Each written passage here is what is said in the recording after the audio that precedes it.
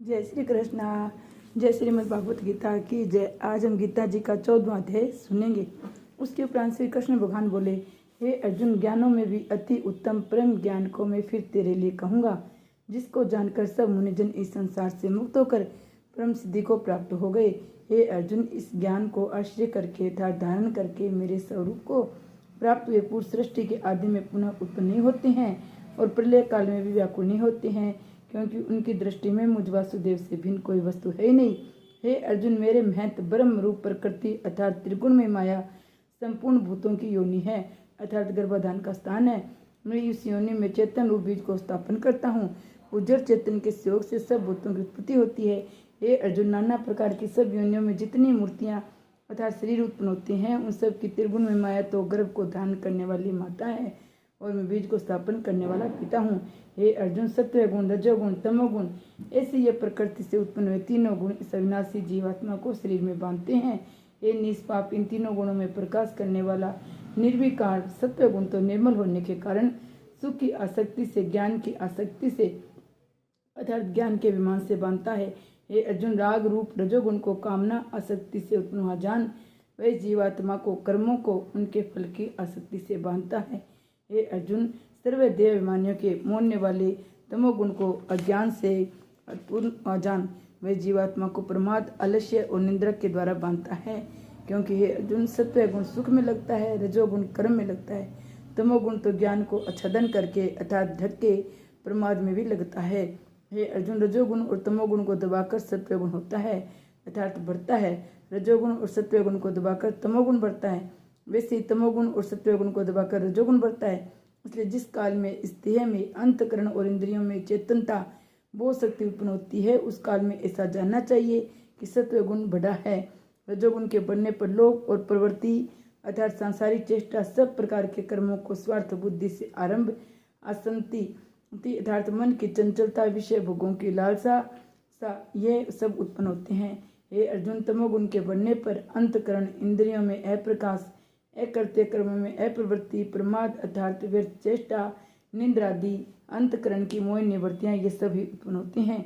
हे अर्जुन, जब ये जीवात्मा सत्व गुण की वृद्धि में मृत्यु को प्राप्त होता है, तब तो उत्तम कर्म करने वाले मल रहित अर्थात दिव्य स्वर्गीय लोगों को प्राप्त होता है। रजोगुण के बढ़ने पर अर्थात जिस काल में रजोगुण बढ़ता है, उस काल में मृत्यु को प्राप्त होकर कर्मों की आसक्ति वाले मनुष्यों में उत्पन्न होता है।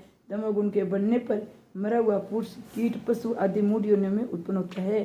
क्योंकि सात्विक कर्म का तो सात्विक अर्थात सुख, ज्ञान और वैराग्यादिक निर्मल फल का है। राजस कर्म का फल दुख है, तामस कर्म का फल अज्ञान का है। सत्व गुण से ज्ञान उत्पन्न होता है, रजोगुण से निसंदेह लोभ उत्पन्न होता है, तमोगुण से प्रमाद और मोह उत्पन्न होता है, अज्ञान भी उत्पन्न होता है। इसलिए सत्वगुण में स्थित हुए पुरुष स्वर्गादि उच्च लोकों को जाते हैं। रजोगुण में स्थित राजस पुरुष मध्य में अर्थात मनुष्य लोक में ही रहते हैं। तमोगुण के कार्य रूप निंद्रा, प्रमाद, आलस्य आदि स्थित हुए तामस पुरुष अधोगति को अर्थात कीट, पशु आदि नीच योनि को प्राप्त होते हैं। हे अर्जुन, जिस काल में दृष्टा अर्थात समिष्ट चेतन में एक ही भाव से स्थित हुआ साक्षी पुरुष तीनों गुणों के सिवाय अन्य किसी का कर्ता नहीं देखता है अर्थात गुणी गुणों में बढ़ते हैं, ऐसा देखता है, तीनों गुणों से अति परे सच्चिदानंद घन स्वरूप मुझ परमात्मा को तत्व से जानता है, उस काल में वह पुरुष मेरे स्वरूप को प्राप्त होता है। था वह पुरुष इन स्थूल शरीर की उत्पत्ति के कारण तीनों गुणों को उल्लंघन करके जन्म, मृत्यु, वृद्धावस्था सब प्रकार के दुखों से मुक्त हुआ परमानंद को प्राप्त होता है। इस प्रकार भगवान के रहस्य युक्त वचनों को सुनकर अर्जुन ने पूछा, हे पुरुषोत्तम, इन तीनों गुणों से अतीत हुआ पुरुष किन किन लक्षणों से युक्त होता है, किस प्रकार के आचरण वाला होता है। हे प्रभु, मनुष्य किस उपाय से इन तीनों गुणों से अतीत होता है। इस प्रकार अर्जुन के पूछने पर श्री कृष्ण भगवान बोले, हे अर्जुन, जो पुरुष सत्व गुण के कार्य रूप प्रकाश को, रजोगुण के कार्य रूप को, प्रवृत्ति को, तमोगुण के कार्य रूप मोह को भी न हो तो प्रवृत्त होने पर बुरा समझता है, न निवृत्त होने पर उनकी आकांक्षा करता है, तथा जो साक्षी के सदस्य स्थित हुआ गुणों के द्वारा विचलित नहीं किया जा सकता, गुणों गुणों में बढ़ते हैं, ऐसा समझता हुआ जो सच्चिदानंद घन परमात्मा में एक ही भाव से स्थित रहता है, वह उस स्थिति में चलायमान नहीं होता है। जो निरंतर आत्म भाव से स्थित हुआ दुख सुख को समान समझने वाला है, मिट्टी, पत्थर और श्रवण के समान भाव वाला धैर्यवान है, जो प्रिय और अप्रिय को बराबर समझता है, अपनी निंदा स्तुति में भी समान भाव वाला है, तथा जो मान और अपमान में सम है, मित्र और वैरी के पक्ष में भी सम है, वह संपूर्ण आरंभों में कर्तापन के अभिमान से रहित वह पुरुष गुणातीत कहा जाता है। जो पुरुष अव्यभिचारी भक्ति रूप योग के द्वारा मेरे मन को निरंतर बसता है, वह तीनों गुणों के अच्छे प्रकार उल्लंघन करके सच्चिदानंद ब्रह्मा में एकीभाव होने के लिए योग्य होता है। हे अर्जुन, इस अविनाशी पर ब्रह्मा अमृत का, नित्य धर्म का, अखंड एक रस आनंद का मैं ही आश्रय हूँ। अर्थात उपयुक्त ब्रह्मा, अमृत, अव्यय, शाश्वत धर्म और एकांति सुख, ये सब मेरे नाम है, इसलिए इनका मैं परम आश्रय हूँ। इति श्रीमद्भागवत गीता रूपी उपनिषद ब्रह्म विद्या योग शास्त्र विषय श्री कृष्ण अर्जुन के संवाद में गुण त्रय विभाग योग नामक 14वां अध्याय समाप्त। श्री कृष्ण भगवान ने की जय। गीता जी का महात्म।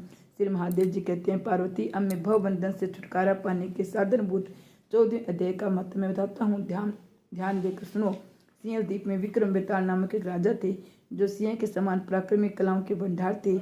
एक दिन वे शिकार खेलने के लिए उत्सुक होकर राजकुमारों से 2 कुत्तियों के साथ खेलने के लिए वन में गए। क्या कहा? हाँ, लाइट आ रही है। लाइट आ रही है।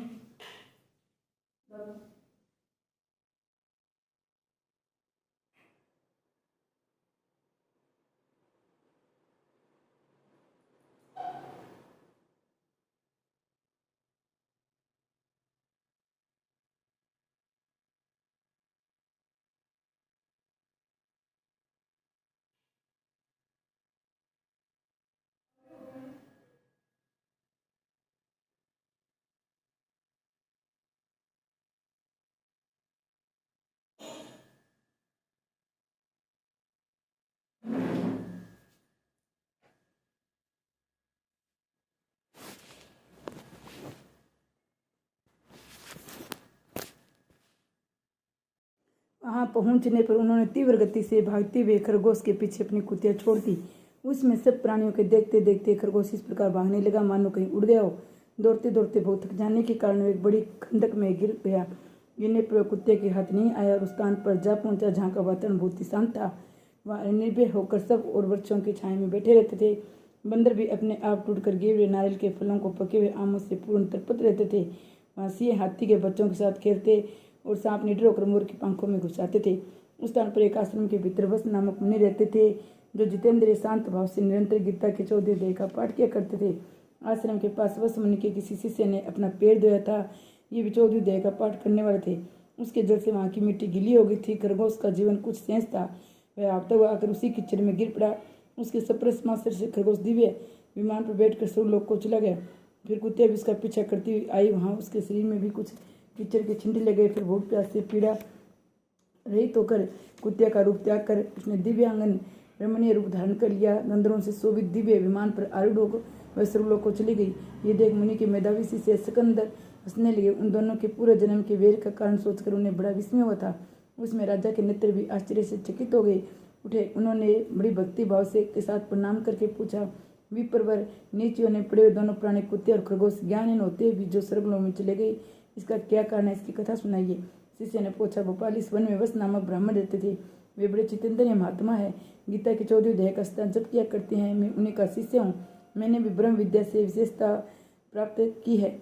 गुरु जी की भक्ति मैं भी 14 अध्याय का प्रतिदिन जप करता हूँ।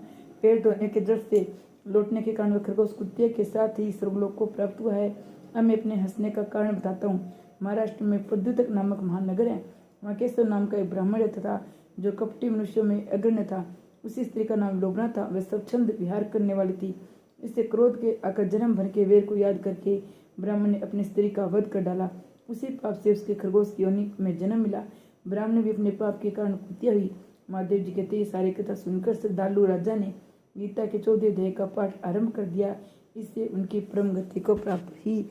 जय श्री कृष्ण भगवान की जय हो।